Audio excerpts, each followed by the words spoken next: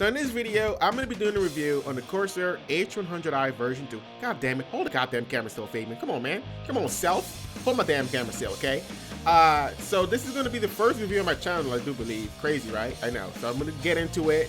And you guys sit back. Yo, go grab some... Hold up. I don't remember doing this. I don't... What the hell? Stop. No.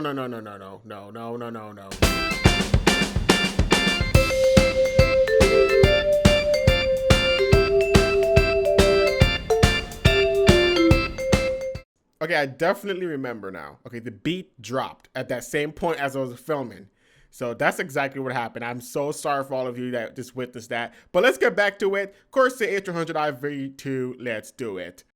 Now, the main reason why I rebought this cooler, well, I didn't rebuy it, but I had the Corsair H100i, and then I switched over to the Noctua NH15, but I went back to this because it looks so good in the RGB, and it's able to take the heat away from, oh my God. Did I just sniff that? It takes the heat away from the CPU the fastest, and that's great, and it looks great. That's the number one thing for me. It looks, oh my God. I can't believe I just did that. I don't know why I did it. Maybe it's a habit or something, but it looks great, and it's better than the big beefy NHD15, but you know, there are pros and cons to everything. And yes, let me apologize again. Yes, it's a little bit blurry. Your boy's still learning how to actually use the camera, right? So I'm still learning how to use the camera. I should have probably left it in automatic because I can't see the shit. I can't even flip the screen out and put it in front of me to see what's going on. And the screen is so damn small. What am I doing? All right, but the screen is so small and it's just hard to see, and I'm just gonna do it in automatic the next time. And if I want to do a close-up shot or some kind of B-roll, then I'll use manual. Your boy's learning. So you gonna walk away off the camera? I wasn't even done talking. Okay, whatever. Let's move on. All right, so let's get into dimensions with this thing. So the radiator size is 276 by 125 by 30. Okay, so for case compatibility, most newer cases are going to have it, but if you're not sure, go ahead and, ask the manufacturer, look on the website, you'll be able to see if it supports this cooler. It comes with two fans, two 120 millimeter SB120L high static pressure fans. All right, so that's pretty good. It does have a 5-year limited warranty, and it retails to $109.99. Now on to the socket compatibility list. All right, so we have the LGA 1150, 1151, 1155, 1156, 1366, 2011, 2011 V3 for the AMD sockets, FM1, FM2, AM2, AM3, and AM3 Plus. It's not there, but it should work because it's the same socket. So yeah. You see that silver Corsair strip right there? That on both sides can actually be replaced with a different color to match your system scheme, color scheme that you have going on in your system. There's all kinds of colors like blue and red. There's only two colors I can remember on top of my head right now, but I'm sure there should be more, like maybe like yellow, I think. Maybe it's one of them that I actually saw. So I think that's actually pretty neat that you can actually change the color on both sides there to actually match the scheme of your system. And even for the plate at the bottom of the pump also, you can also change it out with the same scheme, match up your system, which is really nice. I like that. Now let's go ahead and look at the bottom of the pump here. You can definitely see the copper cold plate at the bottom there. It definitely came pre-applied with thermal paste, but I took it off. And I'm going to be applying my own, of course. But that's right there is the Intel bracket. And to put that on, you just push it down and you turn it to really put it on. You can switch it out with the AMD bracket also. But yeah, that's actually pretty cool. So let's go ahead and take a look here at the fan headers. Those are the two fan headers right there. That's where your fan is going to plug into. And this right here is actually the power for the pumps. It's actually using a fan header this time. The previous version, the H100i, actually uses SATA power actually. So having the fan headers is definitely better. So as you can see on the side here, you can definitely see the USB connection. That's where you can plug in the USB for the Corsair Link to view the information and change the RGB color of the pump and everything, and change the pump speed and everything like that, and control the fan and everything. That's pretty cool. The fan connectors cannot be detached, so it's just in there. So yeah, pretty much. So check it out. Check out the tube here. They actually braided it. And this is really nice. It looks nice. It feels nice. Pause. Okay, it's a great addition. I think a lot of people are going to appreciate this. The tube on the pump is actually able to turn pretty good. So you shouldn't have any issues mounting this thing anywhere, whichever way you want. So it's pretty nice. And you can turn it. It's not going to break, guys. Okay, relax. Okay, moving on to accessories. Right here we have the Intel bracket, and this one here is actually the AMD bracket. Now we got the screws. These screws are to basically mount everything, mount the radiator, mount the pump to the motherboard and everything. So it's all nice and in there. If you guys can see it, just squint. Go ahead and squint for me. All right, can you see it? All right, moving on. All right, so and now we have the Corsair link cable. I wish it was braided. That would have been nice. Corsair, holla at your boy. Braided cable would be really, really nice. It'll definitely go in line with the radiator pump. So that'll be pretty cool. But the cable here allows you to monitor everything and control everything, like your LEDs and the fans and everything, and monitor your temperatures. So, you know. Okay, so let's talk about the Corsair Link software. And I'm not going to get too much in depth with it, but I do have some issues I need to point out with you guys. So this is the Corsair Link. It allows you to control your stuff. It allows you to monitor the pump and, control the fans on the pump and basically change the LEDs and stuff and set fan profiles and stuff. Now, one of the things here that I noticed with this is already a bug. The modes on the fan, the default mode, you got quiet mode, you have balance mode, performance mode. They all pretty much operate the same, and that shouldn't be the case. Even on the quiet mode, and you apply that, it basically just, puts the fans at 100%. But I recommend you guys using custom like you see here, or fixed percent. So the custom is the best way to set your own fan curves, or the fixed percent. The 40% is the lowest it can go in the fixed percentage. So that's as low as it can go, and that's pretty sufficient. It's not noisy, anything like that. So I think most of you guys will be able to get by with that if you're not doing like a too much of an extreme overclock. I wouldn't know about the 6-core Intel processors, but I can only say for mine, it was all right at 4.7 and 1.33. Definitely still in the 90s, but that's with a synthetic stress test, so it's not going to operate like that when I'm playing games or video editing. So, but that's pretty cool. You can see here, you can definitely control the LEDs with all the stuff, whatever I'm doing here. I'm dragging stuff around, but you can control the LEDs and everything. And I do want you guys to see that there is no check button for the breathing option. There is no breathing option. Please, Corsair, bring this back to us. So you can definitely have a warning. It'll flash red if the temperature goes up above a certain degree. So that's pretty cool to see, for visualizations, that you can see that if you're playing a game and you look at your pump and, oh my God, it's red, it must be overheating. So it's something nice to actually see, but still, that is still an issue. No matter what mode you put it at, it actually the fan ramps up and down, up and down. I definitely noticed this when I'm browsing the web. It's definitely an issue. Like when I'm starting up the browser and open up a folder or open up a movie, like the fans just ramp up like it's crazy. Not too high, but it definitely goes up and down. It's definitely noticeable, and I should have some clips here showing you how it's ramping up and down. So let's see if we can get some of that in here.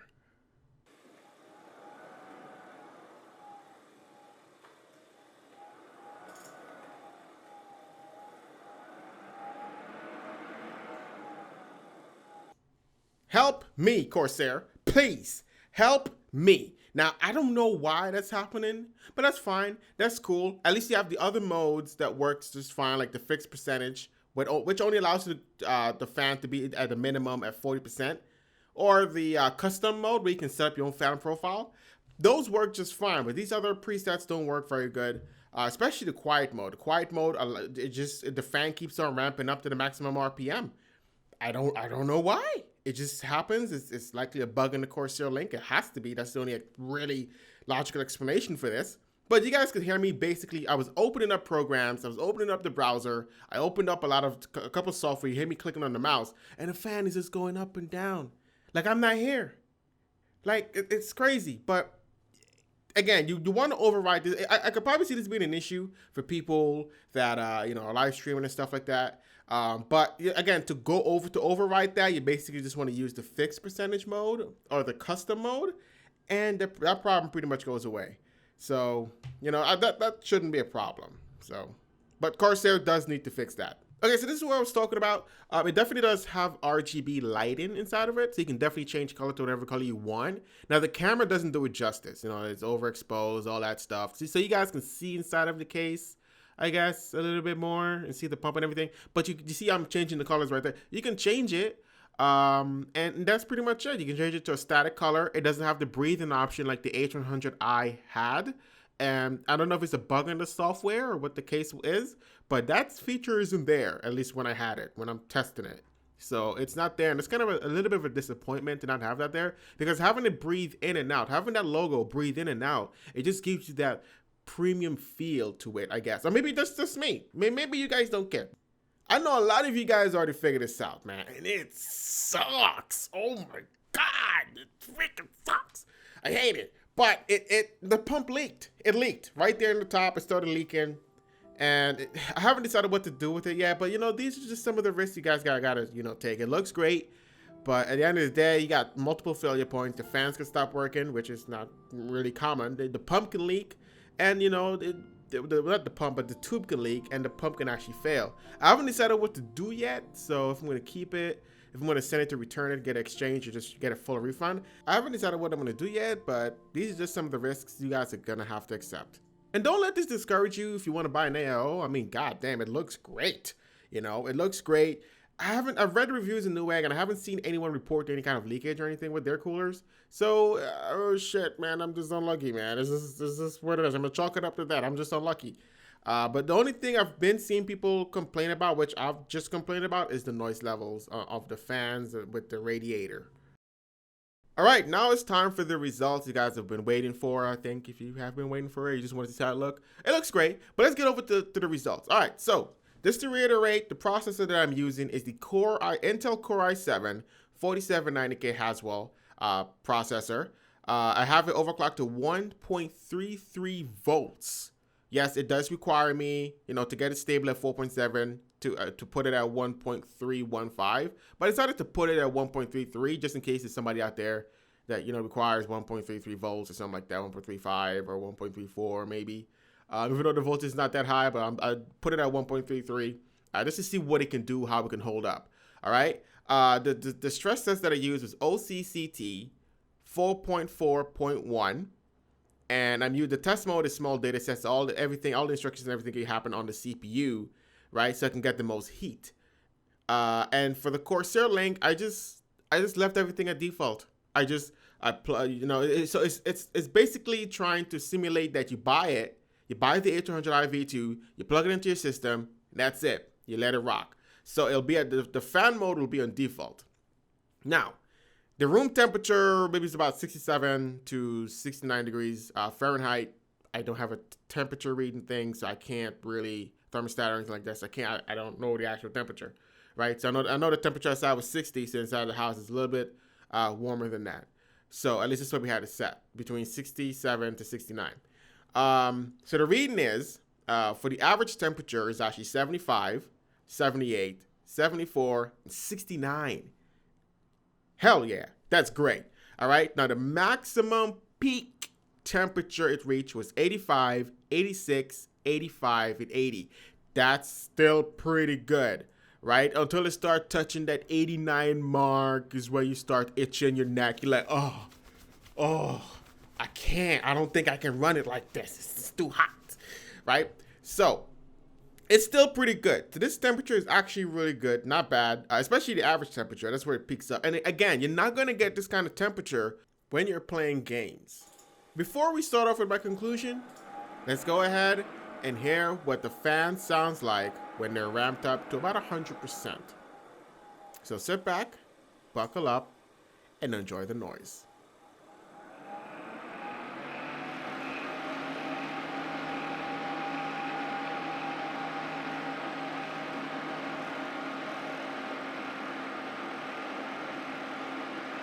Now, I know you guys can hear like a rattling noise. I don't know where that's coming from. Everything is in perfectly fine, and I screwed everything down properly.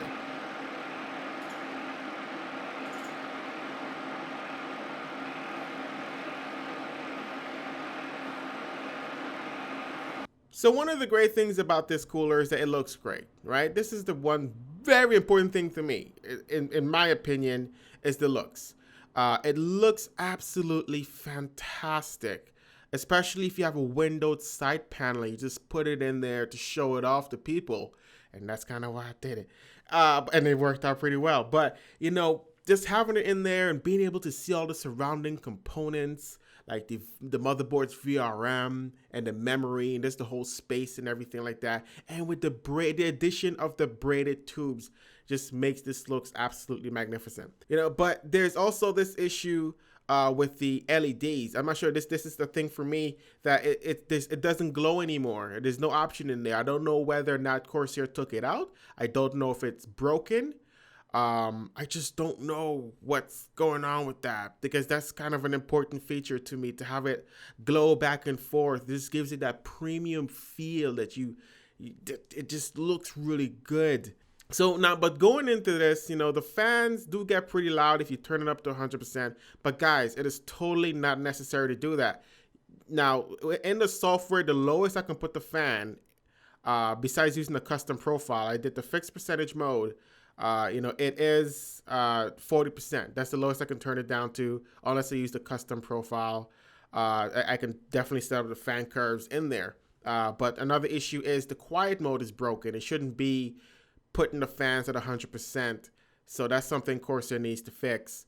And with the balance mode, I think it's a little also too aggressive, especially when you're browsing the internet or you're doing things. You can just hear the fans. As you guys have heard, the fan is ramping up and down, and I'm just browsing the internet, and the processor isn't exceeding 66 Celsius. And it's just kind of frustrating, you know. And this is when when I load up my tab and everything, when I click on the browser, I have like maybe 20 tabs that opens up, but it's still less unnecessary for that to happen when the CPU didn't exceed 66 Celsius. So that's something Corsair also needs to fix. I do believe that's a bug. I did not have this issue with the Corsair H100i. This is an issue now in this version that I'm experiencing. Also, you guys have to know that there are 3 areas of failures compared to a heatsink. Within heatsink, there's going to be about 1 area of failure, and that's with the fan. But with like an AIO, you're gonna or a custom loop, you're gonna have multiple points of failure, which is the fan. You got the leak, and then you have the pump itself actually failing. So it's just some of the things this is what you're gonna have to accept when you're buying into an AIO or trying to get a custom loop. Now I did contact yes guys, I contacted software. I contacted Corsair, and I was like, Corsair, and he's like, yes. I was like, okay, what happens if my pump leaks? They're like, well, sir, we will replace everything. And when he said that, I'm like, oh, that's so great. Oh man, because that relieved a lot of stress from me, that they would replace whatever is actually damaged. Whatever that leak, if it leaks, whatever damage it does, like if it damages the GPU or the motherboard or your power supply, they'll actually replace it. So that will give you some ease of mind, definitely. So guys, tell me what you think about this. Do you guys think that you would pick this up or not? I want to know from the people out there that actually have this pump, and if they're actually having the same experience that I am having, because it's not going to be the same thing for everyone. When I had my H100i, the LEDs wouldn't work because of the software. The Corsair Link software was actually broken, and for some people it worked. So it's a give and take. So I want to know if you guys out there are having the same issue as I've had. So go ahead and leave a comment below. Thank you all for tuning in. I do appreciate it, and I will talk to you guys in the next